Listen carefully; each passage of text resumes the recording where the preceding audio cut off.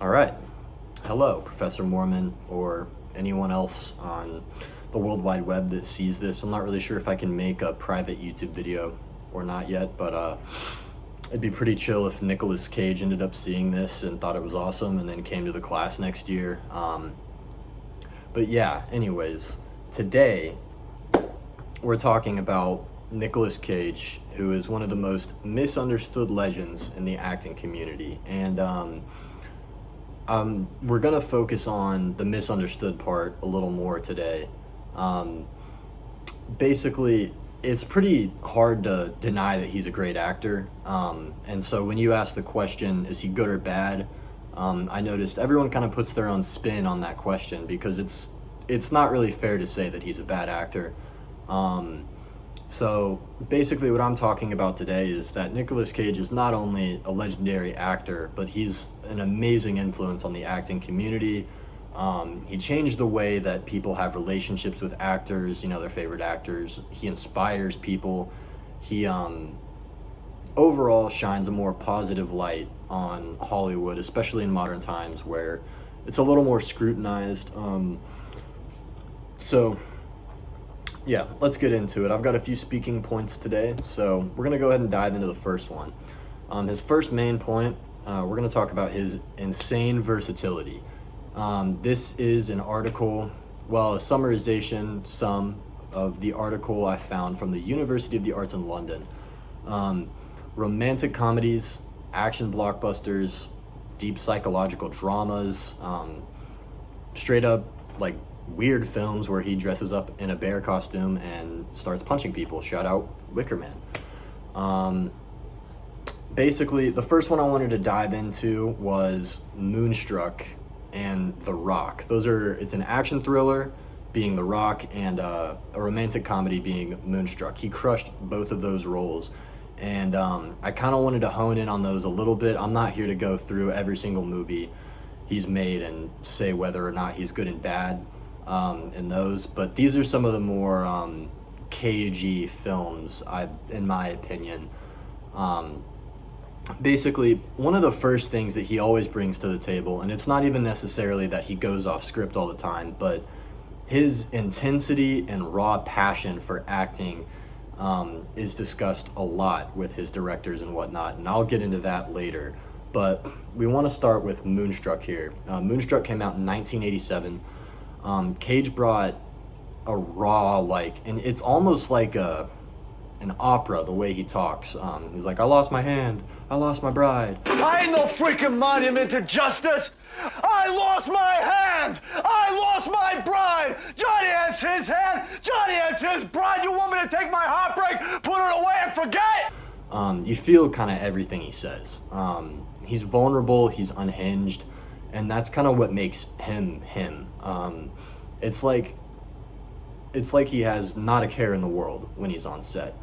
And then in The Rock, he's a nerd, he's a hero in the same movie as Stanley Godspeed. He's a biochemist. He has some of the funniest lines, in a lot of the Cage movies. In this movie, Do you like the Elton John song Rocket Man? I don't like soft ass shit. Oh, you know. Well, I only bring it up because it's you. You're the Rocket Man.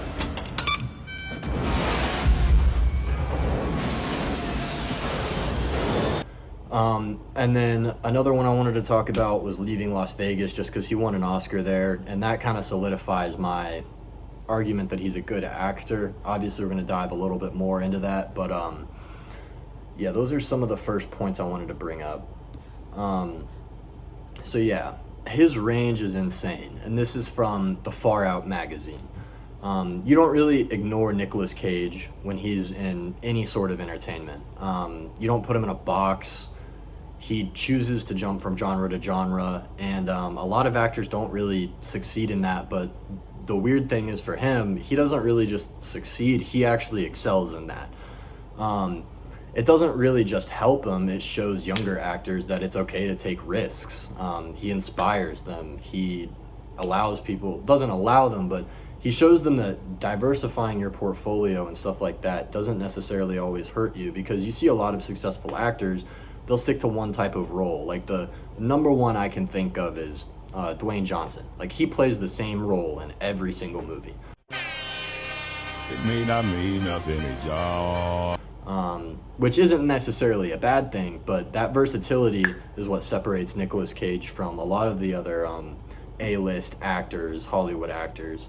But the second main point is where we really get into the meat of it, why he's so misunderstood. This part, he's an icon, not just mainly because of these memes, but if you think the memes about Nicolas Cage make him a joke, I would heavily disagree. The memes make him basically immortal. His performances are raw, and I'm going to say that word a lot, but he's almost a little crazy. He seems a little obsessed with it in a way, and people couldn't help but meme him. I mean, he makes crazy faces. He screams all the time. He's just always got this insane energy. But behind all that, like I said, is just a real passion for what he's doing. Yeah, so he's synonymous also with every single movie he's in. You don't really have a Cage movie where Cage isn't a main character or he's not at least taking the spotlight. He's not just part of the culture of acting, he's really just woven into it.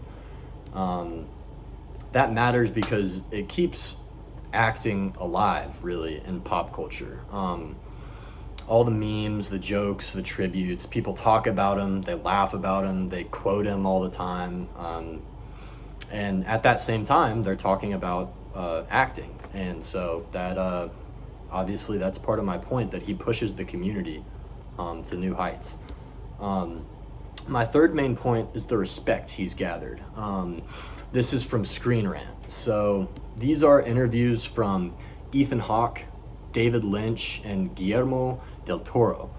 Ethan Hawke said Cage is literally the only actor ever since Brando who's done something new with the art. And I find that really, really appealing to my thesis because the way he can manipulate and change little words and little phrases in his works, they can completely change the outcome of a character. Every character he plays is just so much passion is put behind it. David Lynch, one of the best actors of all time, like the man, they said he was the jazz musician of American acting. And then there was another interview, well, in that same interview, Nicolas Cage asked him, is it okay for me to go off the script and go balls to the walls for this movie? And David Lynch responded with, it's not okay, actually, it's absolutely necessary. Like, that's why we hired you. Guillermo del Toro flat out said in that same interview that there will never be another actor like him. And those are three like well esteemed actors, directors, people well respected in the acting community. That's not just saying that he's a good actor, that's saying that he's advancing the craft. He's making it something better. He personalized actors. He's not trying to be perfect. He's just pushing the edges of what acting can be. Basically, his unpredictability and creative choices that no one else would dare to try, that's just kind of what makes him the best. I found an article about the new movie Warfare, where the director, he was only looking for actors who could put their own spin on lines that they auditioned with, which I think is interesting because now directors are actually looking for people who don't just read off the script like what the directors wanted. They want them to put their own emotion into it. So he's inspiring not only actors but also filmmakers. My fourth main point, this is kind of my last point here, but he's done so much good outside of acting as well. It's not really just on screen where his impact hits. So my sources are from Look to the Stars. That's where you can look up how much they've donated and whatnot. So he's donated $2 million to Amnesty International to help former child soldiers, which is, I mean, that's great. He gave $1 million for Hurricane Katrina relief. And he was the first celebrity supporter for Artworks, fighting against child labor, which has become a more prevalent issue lately. The United, I always mess this up, it's the United Nations on Drugs and Crime. It's basically part of the UN. This is an article from them. his appointment speech. And if you don't know what that means he's a United Nations ambassador. Being appointed is a huge deal. It's a recognition of basically like you have to do a lot to be put in that position. In the quote that the appointer gave was, "It's very rare to see someone so successful sympathize and truly understand the day-to-day and long-term effects of drugs, crime, and overall disheartening things in communities they will likely never even see."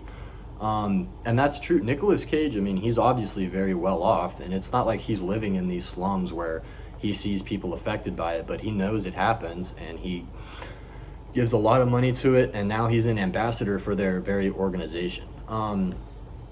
When someone at his level and his fame uses their fortune to help others, it sends a much more positive message. It sends waves through because it gathers a lot of attention, and that lifts everybody up. So yeah, Nicolas Cage isn't just good because he acts well. He's good because he lives in a way that's fearless. He inspires people, and he's full of heart.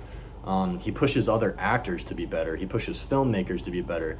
He's good because he keeps it unpredictable. And yeah, he uses his influence to actually try and make the world a better place. That's the kind of guy that acting needs. He's not the hero we needed, but he's the hero we deserved. Basically, that's why he's a legend. And anyway, I guess that's it for today. Let me know in the comments if you've got a favorite Cage performance or if you've ever been personally victimized by the Wicker Man.